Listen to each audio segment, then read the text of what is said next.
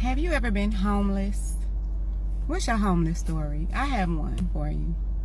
About 17, 18 years ago, I was engaged to a young man in Madison, Wisconsin.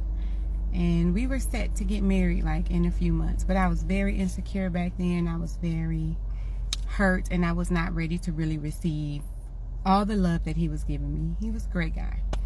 And self-sabotage is a real thing. I talked to my mom and she convinced me to leave him. She was like, you should leave him. You should come stay with me. But here's the thing. Me and my mother have never really been close, right?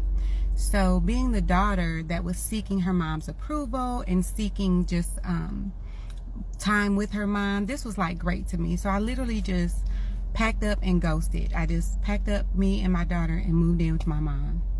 Here's the rub, right? Here's the twist.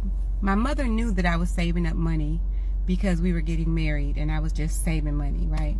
So I probably had about $2,000, $2,500 in all of my accounts. She knew this.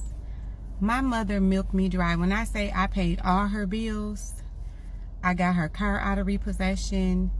Within 2 weeks, I had no money. I was still working full time, but I had no money. She came home one day and was like, hey, I'm gonna need you to leave. You are cock blocking, I need you to leave. So I'm like, well, like, where are we gonna go? Because my daughter was with me. She was 6 years old at the time. She was like, I don't care, that's not my problem. So I had to get what I could fit in a bag, put it in my little Hyundai that I had at the time, and ended up homeless, working full time. My daughter was in school, and this happened for about 2 months. Like, we lived out of my car. I took her to school every day. I would go to friends' houses and take her in the bathroom and wash her up or, you know, give her a shower.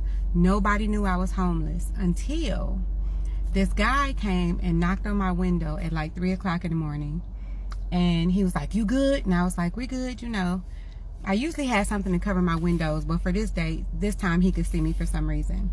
And so when he did that, I was just completely terrified.